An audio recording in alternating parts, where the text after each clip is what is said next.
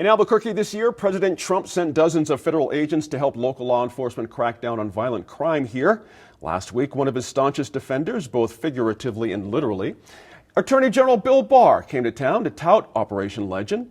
And Senator Snyder, you've said before that this felt like a good idea to you. What do you make of the effort so far? We've got 113 people arrested on federal charges, 47 charged with narcotics-related offenses, 56 with firearms-related offenses, 10 with other violent crimes. Would you call that a success? I think it's certainly a big step in the right direction.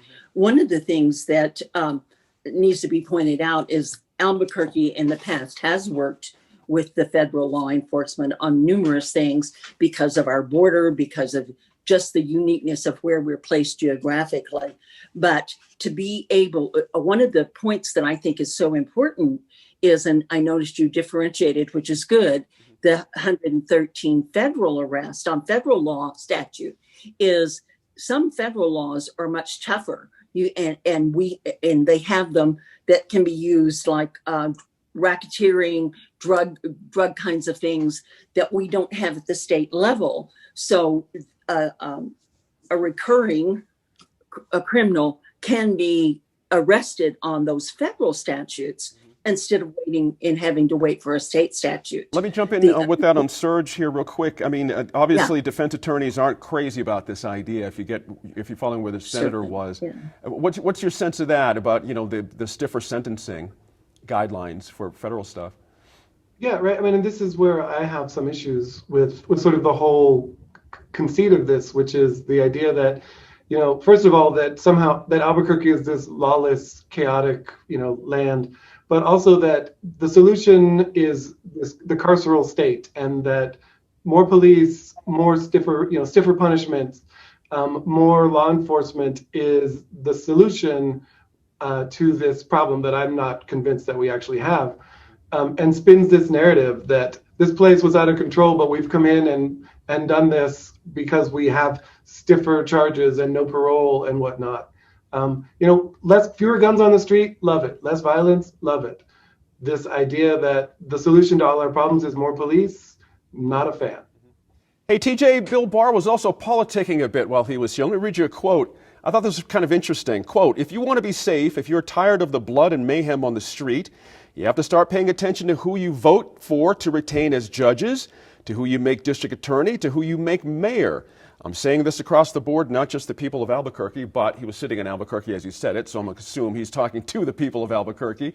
What's your sense of that? I mean, I hear this on your radio show a lot, folks complaining about the revolving door of our judicial system. Is Mr. Barr right to stick his nose in politics here in Albuquerque? Well, let's put it this way. I'm going to answer this in a political way, like politicians. First off, a year ago, we were begging for help because we knew we had a problem. Fair enough. And I think some of us who have lived here a long time really live in a bubble. Because one of the things, Serge, you said this, and no offense, but we do have a crime problem here in Albuquerque. We have a big crime problem here in Albuquerque. Right before I moved here, people said, "Oh, you're moving back to Albuquerque, but what about the crime?" This is like 2,000 miles away. We have a problem here. Bill Barr being here this year was an obvious political move. It's a political move. There's no doubt about that. Whether he should stick his nose into our politics here and into our crime,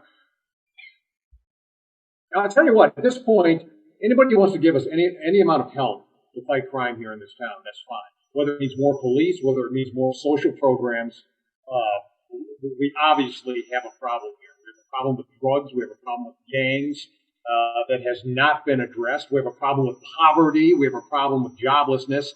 It all ties in together. What do you attack first? I mean, the big obvious thing to attack first is we have violent crime here.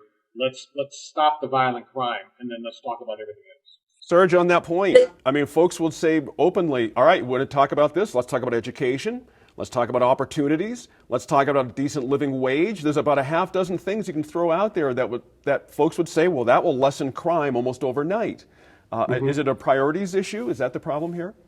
I mean, I think so. It's, we spend all this money on police and our carceral state. Like I said, we're not focusing on my favorite issue, housing, right? And employment and wages, Yes. right? These sort of foundational things that create the kind of society we want.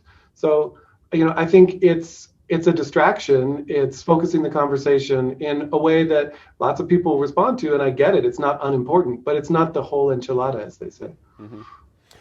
Bill Barr, the Attorney General, a senator, sort of brushed by this idea of defunding the police. His idea is, no, you must invest more in law enforcement. Where do you come down on that side of it? I very much believe that two things. One is I vehemently oppose defunding the police. The second thing is, because we don't have enough here in Albuquerque. Everybody will say that. The second thing is, that doesn't mean that I don't support funding the things we need to do, particularly in behavioral health, the kinds of systems. You don't take from, it's the old rob Peter to pay Paul. That doesn't solve your problem. You need the police out doing their job, and then you need the funds for behavioral health, for counseling, for the homeless. Because otherwise you're just chasing your tail if you don't have all those pieces in place. That's exactly right. Right. It's not one or the other. That's it right. should be both. That's right. Guys, thank you so much. I really appreciate it. TJ, thank you so much for coming on. It's really been a great favor. We've been so pleased to have you. And Serge, as always, love you over there at UNM Law Center. Thank you very much. Out of time. Thanks to you all.